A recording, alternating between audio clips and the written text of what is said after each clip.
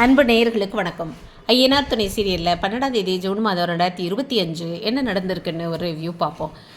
இப்போ பார்த்திங்கனாக்கோ நம்ம பையன் சோழன் யூனிவர்சிட்டிக்கு ஒர்க் பண்ணுற ஒரு மேடம், அந்த ஸ்காலராக இருக்கலாம், அந்த இது ப்ரொஃபஸராக கூட இருக்கலாம். அவங்கள்ட்ட இந்த பையன் பேசுகிறான். அவங்களுக்கு ஆக்டிங் டிரைவராக போகிறான். போகும் பொழுது இப்படி ஒய்ஃபோட நிலைமையை சொல்லி இப்படி எரிச்சு விட்டுட்டாங்க, இப்படி பண்ணிட்டாங்க, லவ் மேரேஜ், அவங்களுக்கு டூப்ளிகேட் சர்டிஃபிகேட்ஸ் வாங்கணும் அப்படின்னு சொன்னோடனே அதுக்கு அவங்க ஏற்பாடு பண்ணுறேன், நீ கூட்டிகிட்டு வா அப்படின்னு சொல்லிட்டாங்க. ரொம்ப ஹாப்பி நியூஸ் அது.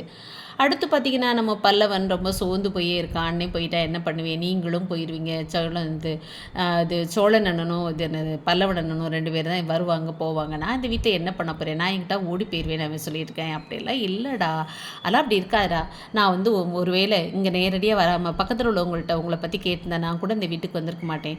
இந்த வீட்டில் இருந்த பிறகு தானே உங்களை பற்றி தெரியுது. அது மாதிரி அந்த பொண்ணு இங்கே வந்துச்சுன்னா உங்களையெல்லாம் பிடிச்சி போயிடும்டா, அப்படிலாம் நடக்காதுடா, அதெல்லாம் உங்கள் அண்ணனை போய் இழுத்துட்டேன், நான் கூட்டிகிட்டு தனியாக போயிட மாட்டாங்கடான்ற மாதிரி இந்த பொண்ணு ஆறுதல் சொல்லி பார்க்குது.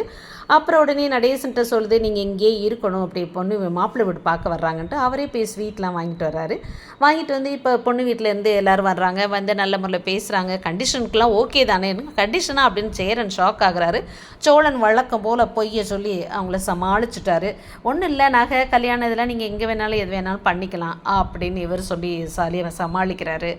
அடுத்து பார்த்தீங்கன்னாக்கோ டேட்டே ஃபிக்ஸ் பண்ணிடலான்னு சொல்லிட்டு கேலண்டர் எடுத்து அதில் இந்த 15th மேரேஜ் வச்சுக்கலாம் அப்படின்னு முடிவே பண்ணிட்டாங்க. முடிவு வச்சுட்டு போன உடனே எப்படிடா அவ்வளோ சீக்கிரம் பண்ண முடியும், என்கிட்ட பணம் இல்லையடா, இருந்த பணத்தை நான் சோழன் கல்யாணத்துக்கே முடிச்சிட்டேனே அப்படின்னு சொல்லிட்டு சேரன் சொல்லும் பொழுது, அண்ணே என்னண்ணே பணம் அண்ணே, அதெல்லாம் நாங்கள் பார்த்துக்குறோண்ணே அப்படின்னு சோழன் சொன்னோன்னே, நீ இது வரைக்கும் 5 பைசா கூட செலவழிச்சதில்லை, எனக்கு ஒரு ரப்பர் கூட வாங்கி தந்ததில்லை, எப்போவுமே சேரன் தான் எல்லாம் பண்ணோம், என்ன நீ சும்மா விருவாயில் சொல்லிட்டு அலையிற அப்படின்னு பல்லவன் கேட்டவனே, டே அதெல்லாம் பார்த்துக்குறோம்டா, அதெல்லாம் நான் பண்ணுவேன்டா அப்படின்னு அந்த பையன் சொல்கிறான். அது எந்த அளவுக்கு நடக்குமோ என்னமோ தெரியலை.